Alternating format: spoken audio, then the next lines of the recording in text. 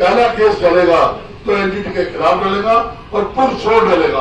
तरीके से लड़ेंगे, कोई ये नहीं कह सकेगा कि किसी ने दरवाजा नहीं खटखटाया। सभी चालक भाइयों को मेरा नमस्कार। दोस्तों, आज बहुत ही खुशी का दिन है। आज सुप्रीम कोर्ट की तरफ से ट्रांसपोर्टरों को मिली है बहुत बड़ी राहत। दोस्तों, इस राहत को दिलाने के पीछे कड़ी मेहनत की गई है। जी हां दोस्तों, इस राहत को दिलाने के लिए डॉक्टर हरीश सब्बरवाल जी, जी हां दोस्तों, जो दिल्ली कॉन्ट्रैक्ट बस एसोसिएशन के प्रेसिडेंट हैं तथा all India motor transport Congress के नॉर्थ इंडिया के प्रवक्ता हैं। दोस्तों, डॉक्टर हरीश सब्बरवाल जी ने ट्रक ऑपरेटरों, ट्रांसपोर्टरों के साथ में हो रहे अत्याचार के खिलाफ देश भर के ट्रांसपोर्टरों के साथ, ऑपरेटरों के साथ एक मीटिंग रखी और इस मीटिंग की पूरी जिम्मेदारी खुद संभाली। इस मीटिंग में दिल्ली समेत देश के कई राज्यों से ट्रांसपोर्टर इकट्ठा हुए और सरकार की गलत नीतियों का खुलकर विरोध किया। आज जो ट्रक ऑपरेटर को, ट्रांसपोर्टरों को राहत मिली है, इसके पीछे कड़ी मेहनत है, तो वो है सब्बरवाल जी व उनकी टीम की।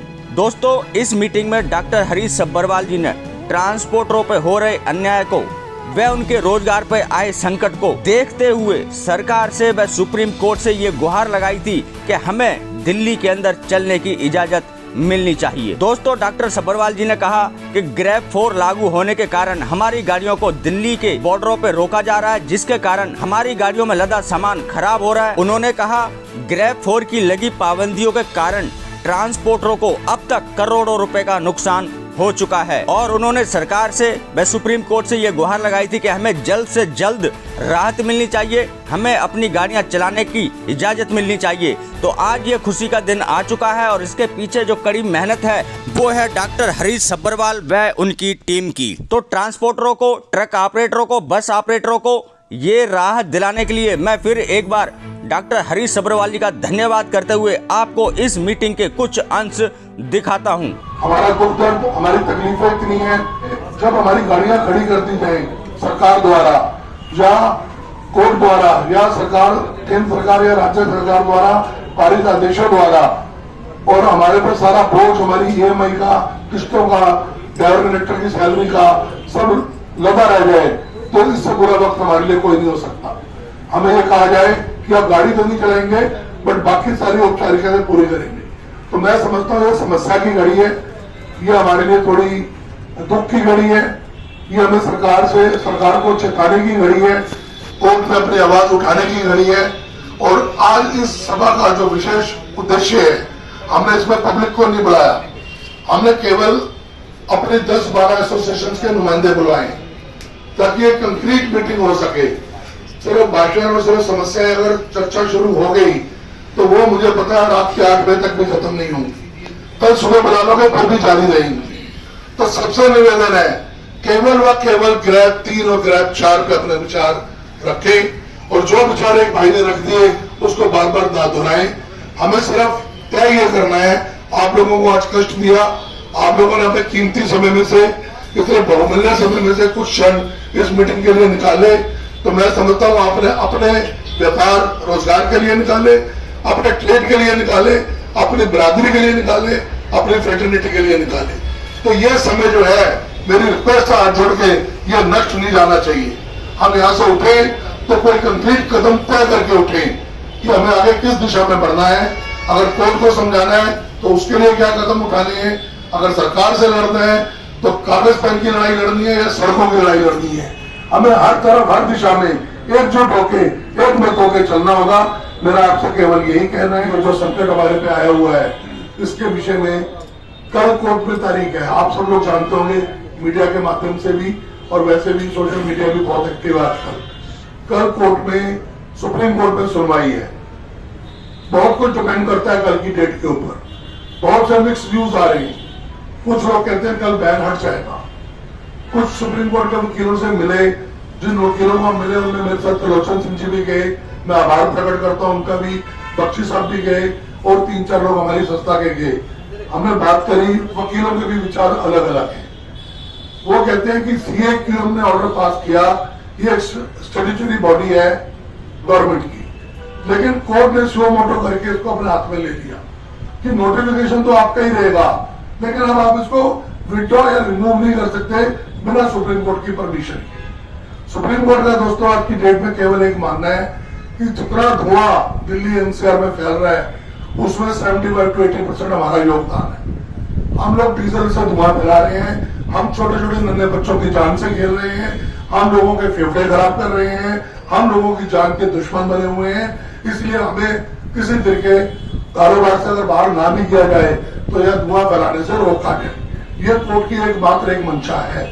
हम सीधा सीधा अगर कोर्ट में कल खड़े होकर ये कह दें, मैं अब अपना ओपिनियन दे रहा हूँ कि जी हम मर जाएंगे, हम गरीब आदमी हम लोग जाएंगे, हमारी किस्तें हैं, हमारे टायरों के पैसे, हमारी इंश्योरेंस, हमारे ड्राइवर की सैलरी, हमारी गाड़ी दिल्ली में आने दी जाए, तो मैं खुद ही अपनी जबान से आपको बताता हूँ, मैं समझता हूँ कोर्ट ऐसी बात सुनने वाली नहीं। वो कहेंगे तुम कितने मर जाओगे, हम क्या करोड़ों लोगों को मार दें आपके चक्कर में, आपका बिजनेस ही गलत पैटर्न में। हम इस कोर्ट को भुगत चुके हैं।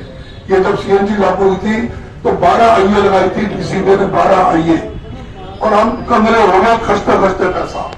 कोई वहां का उस समय का अभी यहाँ पे लोग बैठे हैं जो उस समय हमारा साथ देते थे, कोई सीनियर वकील वीनू गोपालन, नारीमन, ये बड़े बड़े चेहरे, ये अरुण जेटली, रोहतगी, ये हमने छोड़े नहीं जो हमने पेश नहीं किए। पर सरकार का रवैया, पांडे जी, ऐसे ऐसे वकीलों के नाम है, त्रिपाठी जी, हमें नाम है रंजीत कुमार, ये सब हमने अलग अलग एसोसिएशनों से खड़े करा के कोर्ट पे प्रेशर बनाया, सड़कों पे उतरे, सुप्रीम कोर्ट के बाहर भूख हड़ताल करी, सारे काम किए। पर मैं आप लोगों को डिस्करेज या डिमोरलाइज नहीं कर रहा। मेरे कहने का मतलब है कि लड़ाई को बड़े सुचारू रूप से लेना होगा। ये नहीं है कि हम चक्का जाम कर देंगे, कोर्ट डर जाएगी। कोर्ट न डरती, कोर्ट को डराना भी पड़ेगा, कोर्ट को समझाना भी पड़ेगा, ऑथेंटिक स्टडी के साथ सीनियर वकील के साथ खड़ा होना पड़ेगा। जूनियर वकील को तो नौकरी करके बिठा देते हैं। आप लोगों ने कितना सुप्रीम कोर्ट को देखा है मैं नहीं जानता, पर मेरे 12-14 केस हैं, यहाँ पर बहुत लोग बैठे हैं, मेरे मतलब एसोसिएशन, वो 12-14 केस हैं जो हमने लड़े, हारे, जीते, पेंडिंग भी पड़े। तो एक मुठ हो जाओ, खर्चा भी होगा, टाइम भी देना पड़ेगा, एक टीम भी बनानी पड़ेगी बुद्धिजीवियों की, जो वकीलों को ज्यादा 50-60 लोग मिलने नहीं जा सकते, आपको 2-4 लोग ही अलाउड होंगे। तो मैंने जितनी रूपरेखा आपके सामने जो ग्राउंड की बैकग्राउंड रख सकता हूँ वो कोशिश करिए शुरू के 5 मिनट में रख दी, ताकि आपको सब्जेक्ट का ज्ञान हो कि हमें किस विषय पे बात करनी है और किस दिशा में बात करनी है, वो ज्यादा जरूरी है।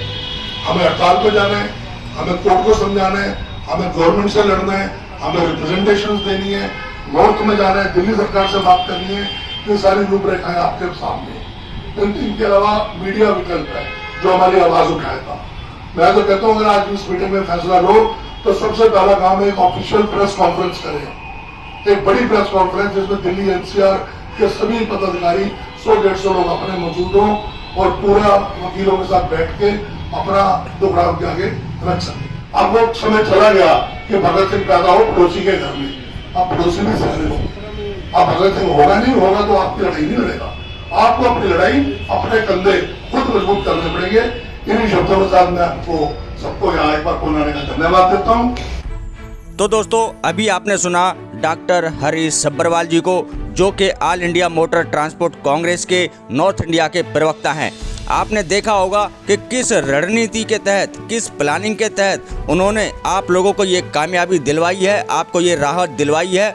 सुप्रीम कोर्ट ने ग्रैब 4 को ख़त्म कर दिया है। अब आप अपनी गाड़ियों को चला सकते हैं, अपना रोजगार कर सकते हैं। तो धन्यवाद करता हूं मैं ऐसे लीडर को जो खुद से ज्यादा अपने ऑपरेटर भाइयों को, अपने ट्रांसपोर्टर भाइयों को, अपने ड्राइवर भाइयों को तवज्जो देते हैं और उनकी हर दुख परेशानी में उनके साथ कंधे से कंधा मिलाकर खड़े रहते हैं।